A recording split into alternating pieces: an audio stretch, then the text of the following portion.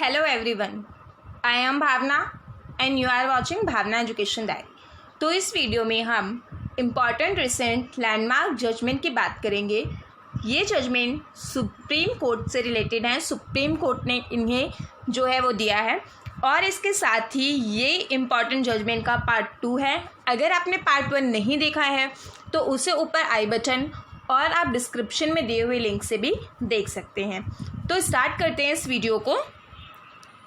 अगर आपने हमारे चैनल को सब्सक्राइब नहीं किया है, चैनल सब्सक्राइब कीजिए, press bell icon for more notifications and आप कुछ इंपॉर्टेंट पीडीएफ्स के लिए हमारे साथ इन सोशल नेटवर्किंग साइट्स पर जुड़ सकते हैं और इसके अलावा पीडीएफ आपको टेलीग्राम पे मिलेगी। तो स्टार्ट करते हैं इस वीडियो को। सबसे पहले जो केस है उस केस का नाम है Swiss ribbons private limited versus Union of India. इस केस में इंसॉल्वेंसी एंड बैंकरप्टी कोड 2016 को कॉन्स्टिट्यूशनल वैलिड माना गया और इसके साथ ही नेशनल कंपनी लॉ ट्रिब्यूनल को भी यहाँ पे वैलिड माना गया और ये कहा गया कि ये आर्टिकल 14 जो कॉन्स्टिट्यूशन का आर्टिकल 14 है उसको वायलेट नहीं करता है, क्योंकि यहाँ पे ऑब्जेक्शन ये उठा था कि जो इंसॉल्वेंसी एंड बैंकरप्टी कोड है ये इंडियन कॉन्स्टिट्यूशन के आर्टिकल 14 इसको वायलेट करता है। तो लेकिन कोर्ट ने कहा कि ये इनको वायलेट नहीं करता है, इसीलिए ये वैलिड है। नेक्स्ट है Sitaram Yechury versus Union of India का केस। ये बहुत इम्पॉर्टेंट केस है क्योंकि इस केस में यहाँ पे एक तो Jammu and Kashmir habeas corpus case भी इसे कहा जाता है और जम्मू कश्मीर से रिलेटेड सारी जो यहाँ पे करंट अफेयर्स हैं वो सभी करंट अफेयर्स बहुत इंपॉर्टेंट हैं। तो इस केस में क्या हुआ था कि सीताराम येचुरी जो है यहाँ पे जनरल सेक्रेटरी थे कम्युनिस्ट पार्टी के। तो उसके साथ ही इन्होंने एक हबीज कॉर्पस पिटिशन फाइल की थी सुप्रीम कोर्ट के सामने और ये जो पिटिशन इन्होंने फाइल की थी वो इन्होंने अपनी वैलिडिटी ऑफ द डिटेंशन पे के लिए फाइल की थी, जो यहाँ पे आप देख सकते हैं कि क्लियरली मेंशन है कि petition in the supreme court, जिसमें उन्होंने क्या किया था, challenging the legality and constitutional validity of the detention imposed on one of the leader of his party.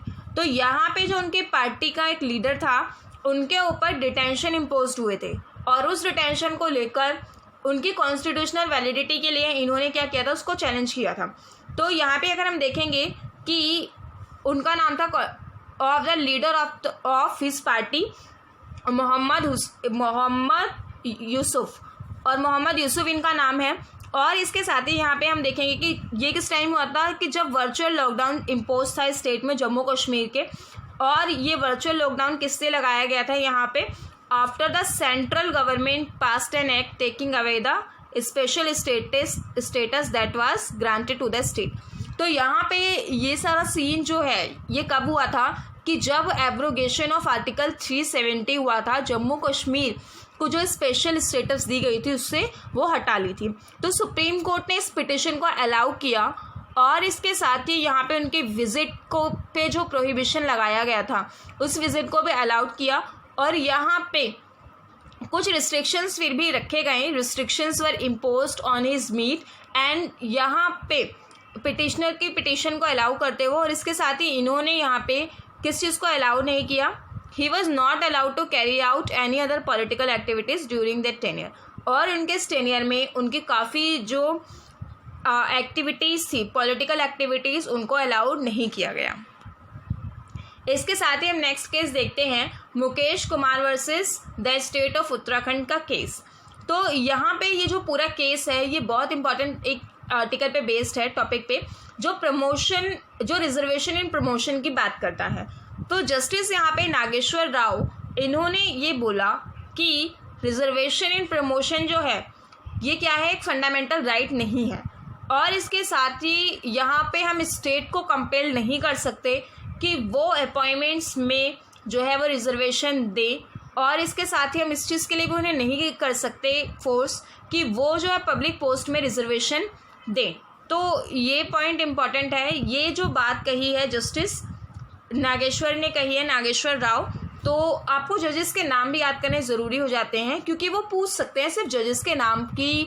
मान लीजिए इनमें से कौन जजेस नहीं थे, या तो अगर किसी जज ने डिसेंट जजमेंट दी है, मान लीजिए जैसे कि यहाँ पे सबरीमाला केस में महिलाओं की यहाँ पे महिलाओं की जो एंट्री को लेके एक फीमेल यहाँ पे जस्टिस ने क्या दी थी, डिसेंट जजमेंट दी थी, तो उनका नाम इम्पॉर्टेंट हो जाता है।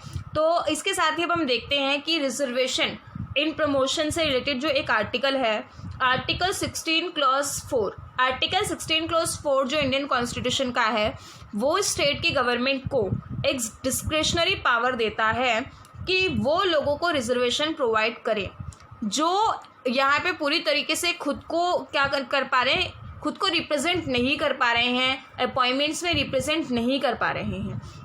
तो यहाँ पे एक वर्ड जो है देखने के लिए बहुत ज़्यादा इंपॉर्टेंट है, इसको समझना बहुत ज़रूरी है, डिस्क्रेशन पावर। डिस्क्रेशन पावर का क्या मतलब होता है, डिस्क्रिशनरी पावर, कि स्टेट को हम इसके लिए फोर्स नहीं कर सकते, स्टेट की मर्जी है, वो कर भी सकता है, दे भी सकता है, नहीं भी दे सकता।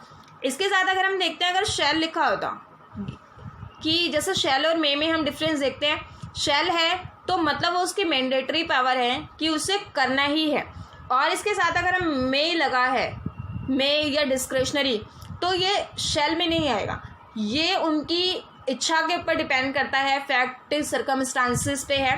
तो यहाँ पे क्लियरली ये बात कही जा रही है कि it is not a mandate on the state and it can't be claim as a matter of right, और इसको matter of right as a claim नहीं कर सकते। तो इसीलिए यहाँ पे इस केस में ये क्लियरली कहा गया कि रिजर्वेशन इन प्रमोशन जो है नॉट अ फंडामेंटल राइट। अब नेक्स्ट देखते हैं हम, नेक्स्ट केस है हमारा Kantaru Rajeevaru versus Indian young lawyers association 2019। तो इसमें क्या बोला गया कि जो सबरीमाला जजमेंट आई थी, सबरीमाला जजमेंट की अगेंस्ट यहाँ पे एक रिव्यू पिटिशन फाइल की गई थी, तो उसको एक्सेप्ट किया गया था, और यहाँ पे 7 जजेस की ये बेंच थी। तो इस केस में 7 जजेस की जो बेंच थी, ये जानना बहुत इंपॉर्टेंट है। तो इसमें अपलिफ्टेड कर दिए बेंच को, जो यहाँ पे जो सबरीमाला टेम्पल है, सबरीमाला टेम्पल जो है केरला में लोकेट करता है, यहाँ पे महिलाओं को जो है मंदिर के अंदर जाने की आज़ादी नहीं थी, तो इसको लेके जो बैन थे इम्पोज किए गए थे उसको अपलिफ्टेड किया गया।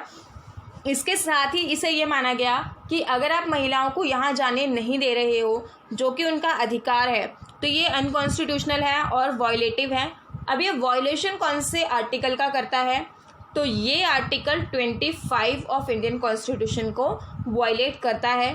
और इसके साथ ही यहाँ पे इनके अगेंस्ट जो काफ़ी सारी रिव्यू पिटिशंस आई थी, वो फाइल हुई थी, जिनको सुप्रीम कोर्ट ने कुछ को एक्सेप्ट भी किया था, और इन पे जो है जजमेंट भी काफ़ी पास हुई थी। तो वो जजमेंट जो है पास हुई थी, वो बेंच ऑफ 5 जजेस की हुई थी। यहाँ पे लार्जर बेंच था 7 जजेस का, तो लेकिन यहाँ पे जब ये जजमेंट गिवन थी तो ये 5 जजेस का बेंच था। नेक्स्ट है Satvinder Singh Saluja versus others, Satvinder Singh Saluja and others versus state of Bihar 2019 का केस है। तो इसमें जो कंजम्पशन ऑफ लिक्विड होता है, इसको लेके यहाँ पे कुछ स्टेटमेंट्स दी गई थी। तो इसमें कोर्ट ने ये कहा था कि अगर कोई पर्सन जो है वो बिहार की टेरिटरी में आता है, तो यहाँ पे बिहार की टेरिटरी का है, if a person enters the territory of Bihar in a drunken state, और वो यहाँ पे ड्रिंकन पाया जाता है कि उसने वो ड्रिंक की है उसने, और यहाँ पे वो इस एक्ट के थ्रू लाइबल होगा, और चाहे उसने जो है वो इस बिहार के बाहर ड्रिंक की हो या अंदर की हो, तो ये जो है नहीं माना जाएगा। तो ये किस एक्ट के थ्रू है, बिहार एक्साइज एक्ट 2016 को यहाँ पे अलाउ किया गया कि अगर कोई पर्सन ड्राइव करता हुआ यहाँ पे आएगा तो वो पनिशेबल होगा। नेक्स्ट देखते हैं Yashwant Sinha and others versus CBI and others 2019। तो इस केस को रफेल केस भी कहा जाता है। तो इस केस में अगर हम ब्रीफली देखें तो सुप्रीम कोर्ट ने रफेल के अगेंस्ट जितने भी एनडीए गवर्नमेंट पे चार्जेस थे, उन सभी चार्जेस को हटा दिया और एनडीए को उन सभी चार्जेस से रिमूव कर दिया, फ्री कर दिया। तो इसमें बेंच जो थी जजेस की, वो Ranjan Gogoi justice call, justice Joseph, इन्होंने ये जजमेंट दी है और इसके साथ ही एनजी गवर्नमेंट को बिल्कुल फ्री कर दिया इससे। तो इस केस में मेन बस इतना है। नेक्स्ट देखते हैं हम central public information officer supreme court versus Subhash Chandra Agarwal. तो यहाँ पे ये बोला गया कि 5 जजेस के बेंच थे सबसे पहले, और इन 5 जजेस के बेंच में ये बोला गया कि सुप्रीम कोर्ट की जो प्रोसीडिंग्स हैं ये एक पब्लिक अथॉरिटी में हैं और ये आरटीआई में भी आते हैं, राइट टू इन्फॉर्मेशन में आते हैं। तो इसमें ये राइट टू इन्फॉर्मेशन में इसलिए डाला गया है ताकि पूरी तरह से ट्रांसपेरेंसी कायम रह सके। नेक्स्ट देखते हैं हम। तो नेक्स्ट जो केस है उसका नाम है M Siddiqui through LR versus Mahan Sudesh Das and others 2019 का है। तो इसे बेसिकली अयोध्या केस भी कहा जाता है। तो इस केस में क्या हुआ था कि 5 जजेस की बेंच थी जिन्होंने अयोध्या का डिसीज़न दिया था और इनके डिसीज़न में ये बोला गया था कि जो अयोध्या की लैंड है उस पर राम मंदिर बनेगा और मॉस्क्यू के लिए यहाँ पे जो है अलग ज़मीन दी जाएगी। तो इसके साथ ही यहाँ पे 5 जजेस की बेंच ने अपने जो डिस्प्यूटेड लैंड था उस पर डिसीज़न दिया और इस डिसीज़न के साथ ही ये कहा गया कि 2.7 एकड़ in Ayodhya to a trust for the construction of Ram Mandir बनेगा उस पर। And also under article 142 of the constitution उसके थ्रू ये ऑर्डर दिया कि 5 एकड़ यहाँ पे जो ज़मीन है वो सुन्नी वक्फ बोर्ड को दी जाएगी यहाँ पे मस्जिद बनाने के लिए।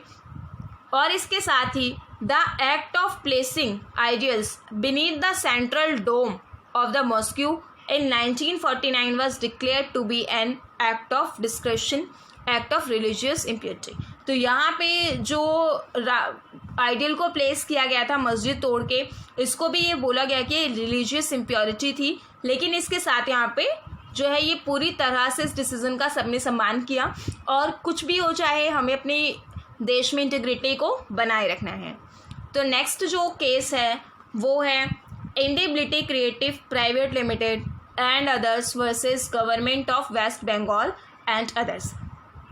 तो यहाँ पे भविष्योत्तर भूत ये एक बंगाली फिल्म है जिसको अनलॉफुल वर्ड यूज़ करने के लिए unlawful use of power of the police को दिखाया गया था कि पुलिस किस तरह से पुलिस जो है क्या कर रही है, वो क्या अनलॉफुल पावर का यूज़ कर रही है। तो इसको दिखाया गया था, इसीलिए इस फिल्म को जो है स्टॉप कर दिया गया था। तो इसके साथ ही सुप्रीम कोर्ट ने ये कहा कि यहाँ पे right to freedom of speech और एक्सप्रेशन तो है और इन्हें क्या कर सकते हैं, रिस्ट्रिक्ट नहीं कर सकते। By fear of mob violence and public officials are subject of rule of law. The court overturn the virtual ban impose by the government. और यहाँ पे जो कोर्ट ने क्या करा, इसको ओवरटर्न कर दिया। जो वर्चुअल बैन लगाया था गवर्नमेंट ने इस पर उसको यहाँ पे हटाया गया। नेक्स्ट है DAV college trust and management society versus director of public infrastructure. तो यहाँ पे इसमें सुप्रीम कोर्ट ने ये बोला कि जो नॉन गवर्नमेंटल ऑर्गेनाइजेशन है और चाहे वो गवर्नमेंट से फाइनेंस हो रही हो या ना हो रही हो, चाहे वो डायरेक्टली हो रही हो या इनडायरेक्टली हो रही हो, वो सभी पब्लिक अथॉरिटी में आएंगी और यहाँ पे राइट टू इन्फॉर्मेशन उन पे एप्लीकेबल होगा। और राइट टू इन्फॉर्मेशन का जो यहाँ पे 2H सेक्शन है वो इस चीज़ को क्लियरली बोलता है कि स्कूल और कॉलेजेस चाहे वो गवर्नमेंट फंड से चल रहे हों या ना चल रहे हों, वो पब्लिक अथॉरिटी में फॉल करेंगे। नेक्स्ट है यहाँ पे Indian hotel and restaurant association versus state of Maharashtra 2019 का केस है ये भी। तो इस केस में ये बोला गया था कि यहाँ पे जो ऑप्शन डांस बार थे यहाँ पे उन पर प्रोहिबिशन लगाया गया था। फिर ये भी कोर्ट ने बोला कि हम पूरी तरह से इनको प्रोहिबिट नहीं कर सकते, तो यहाँ पे प्रोहिबिट पूरी तरह से ना करते हुए कुछ एक्सेप्शंस भी रखे गए। और इन एक्सेप्शंस के साथ यहाँ पे कोर्ट ने कहा कि कॉन्स्टिट्यूशनली ऑफ महाराष्ट्र जो prohibition of obscene dance in hotels हैं, जो होटल और रेस्टोरेंट में ऑब्ससीन डांस होते हैं और बार रूम्स हैं, and protection of dignity of women, यहाँ पे जो विमेन काम कर रही हैं उनकी डिग्निटी की प्रोटेक्शन के लिए ये एक्ट जो है इसके थ्रू ये कहा गया कि ये जो है आर्टिकल 921 का जो है वायलेशन नहीं करता है। और इसके साथ ही कोर्ट ने कहा the court relax the stringent condition for obtaining licence की जो डांस बार चला रहे हैं उनको ये लाइसेंस यहाँ से लेना पड़ेगा कि आप डांस बार चला रहे हो। और इसके साथ ही ये कहा कि जो एप्लीकेंट है उसके लिए क्या है कि ये प्रूफ करना ज़रूरी नहीं है कि वो गुड कैरेक्टर का है, और ये भी ज़रूरी नहीं है कि उसका प्रीवियस कोई क्रिमिनल रिकॉर्ड है या नहीं है। तो इसके साथ ही एप्लीकेंट अगर इस चीज़ के लिए फ़ाइल कर सकता है तो उसको यहाँ पे लाइसेंस मिलेगा, और लाइसेंस ज़रूरी है उसके लिए डांस बार चलाने के लिए। तो नेक्स्ट जो केस है उस केस का नाम है Anuradha Bhasin versus Union of India. तो इस केस में सुप्रीम कोर्ट ने बोला कि राइट टू इंटरनेट जो है वो हमारे फंडामेंटल राइट के पार्ट में freedom of speech and expression के आर्टिकल 19 क्लॉज 1 क्लॉज ए में फॉल करता है। And ban of internet in the state of Jammu and Kashmir is violative, और ये वायलेशन कर रहा है। और इसके साथ ही कोर्ट ने ये बोला कि सस्पेंड जब आप इंटरनेट की सर्विसेज को सस्पेंड कर देते हो indefinitely is impermissible under the temporary suspension of telecom service rules. और ये इन रूल्स एक्ट के थ्रू क्या है, इम्परमिसिबल है, परमिशन नहीं दी जाएगी, जो कि वायलेटिव है। तो इस केस का नाम इंपॉर्टेंट है, पब्लिक इमरजेंसी और पब्लिक सर्विसेज इस एक्ट का नाम ज़रूरी है। So that's all from my side. एक केस बचा है यहाँ पे, B K Pavitra and others versus Union of India.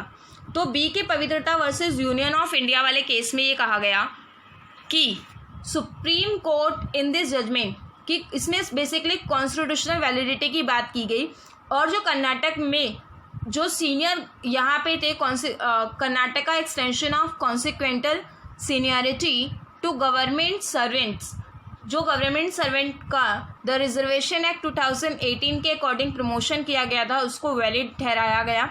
और ये जो एक्ट था इसके थ्रू इसमें कौन सा आर्टिकल इससे रिलेट करता है, आर्टिकल 16 क्लॉज 4A, जो कि रिजर्वेशन की बात करता है, रिजर्वेशन इन प्रमोशन की बात करता है, उसको पूरी तरह वैलिड ठहराया गया। और इसके साथ ही यहाँ पे जो रिजर्व कैटेगरी के एम्प्लॉय हैं इनको ये दिखाया गया कि वो क्या कर सकते हैं, वो प्रमोट हो सकते हैं। This implied that a reserved category employee could be promoted before a senior employee belonging to general category। अगर कोई जनरल कैटेगरी का सीनियर है तो यहाँ पे एक रिजर्व कैटेगरी का एम्प्लॉय जो है वो प्रमोट हो सकता है। और इसके साथ ही यहाँ पे जो रिजर्वेशन SC और ST कैटेगरी के जो कॉन्सिक्वेंटल सीनियरिटी में उनका प्रमोशन है उसको एक्सटेंड किया गया है। और ये जो एक्सटेंड किया गया है प्रमोशन ये 85th कॉन्स्टिट्यूशनल अमेंडमेंट 2001 में किया गया है। So that's all from my side and don't forget to subscribe my channel. Thank you.